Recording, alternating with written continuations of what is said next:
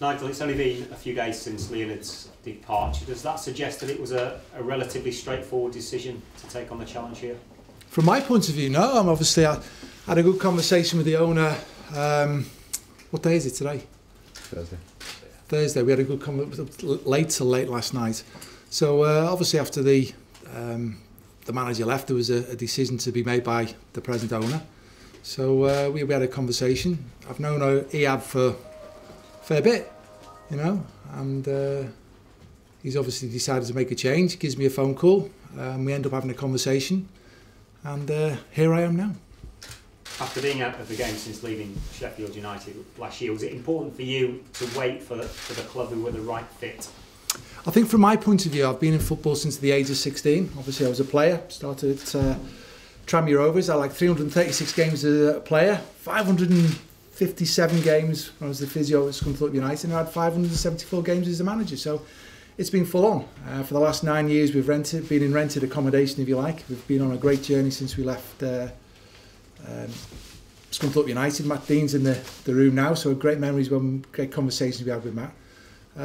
It was important for me, you know, I've gone in with an idea when we'd gone into Sheffield United. It didn't work out for us. I thought it was important for me to take a little bit of time to reflect on what had happened. And I've enjoyed my time. I've utilised it very well. I've been offered a lot of jobs, so I've been very thankful of that and appreciative. And it's been good to meet several owners and sit down and listen to them.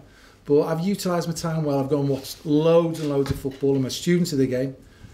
This country, abroad, all sorts of different levels. Premier League, Championship, League One, League Two, Conference, international level, youth team football. I just love it, you know. So it's been good. I've gone watching it tactically, different games, and I've gone there just watching it as a support. And I've sat in different venues or different parts of the stadium. So I've done that. I've managed to get myself a house. I do a lot of charity work, fit, healthy. I do a lot of leadership stuff. I do a lot of ambassador stuff. I've really enjoyed my time. And when I got the phone call the other day, I think I've been itching now for a little bit to think, right, come on, it's probably about time to go and take the next one when it's offered. As I say, the phone call's come, we've met up, we've had a conversation. So I've met Ihab before, it was even last year. We had a conversation last year. So, you know, these things are there, and it was about time to take the plunge back into the VUCA world of football management. Do you feel as though you've got a point to prove? Have I got a point to prove? In what way do you say have you got a point to prove? I love being involved in football, and obviously I said from the career we've got, the many different roles we've gone and done, I love being involved in football, and I've got an opportunity now at a really good football club in Hull City, who have had obviously great experiences of the last several years. Have been in the Premier League, relegation to the Championship, back up to the Premier League, FA Cup final, League Cups, European football. And obviously our time when we were at Scunthorpe United, the Hull City rivalry was massive. So we enjoyed that time, but an opportunity has arisen, and it's about time that I got back in the hot seat, doing things that I love doing. Do you think your personality, your positivity, will help this football club given the struggles of the last 12 months or so?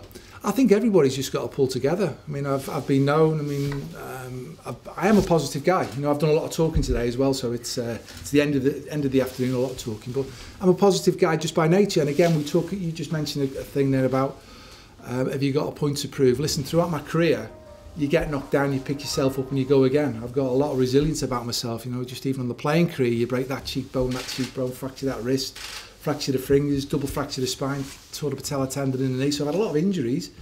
Every time you just get knocked down, you pick yourself up and go again. And like with the management point of view, you manage a club, you think you do really well.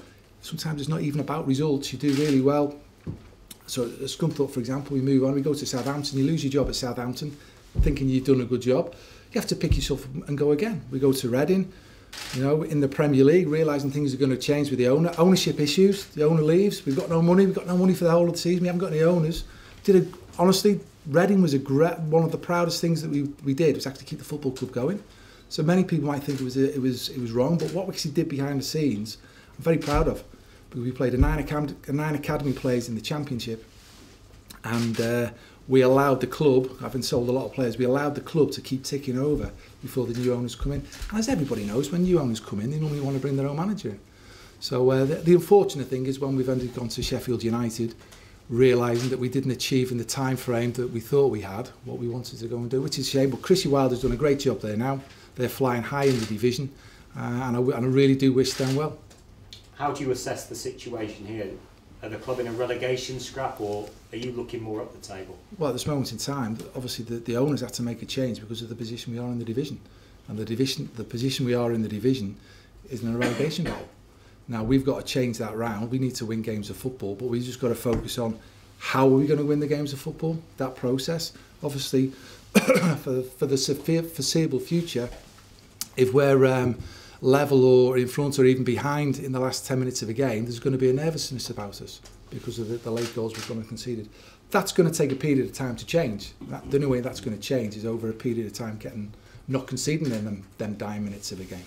But we just need to work on the training ground, again, going through the process of being organised, being structured, trying to develop everybody pulling together in the right direction to give ourselves an opportunity to deal with the situations when they arise.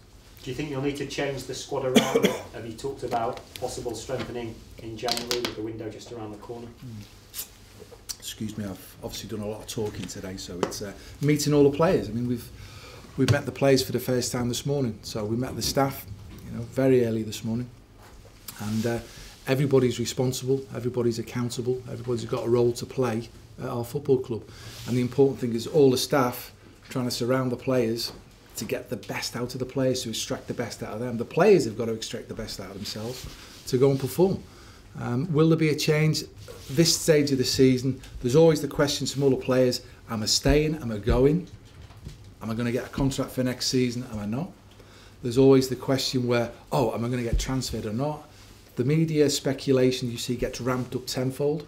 So we know every time we're going to do an interview, there's going to be a question about who's staying and who's going. I've just joined the football club. I've got a really good relationship so far with the owner.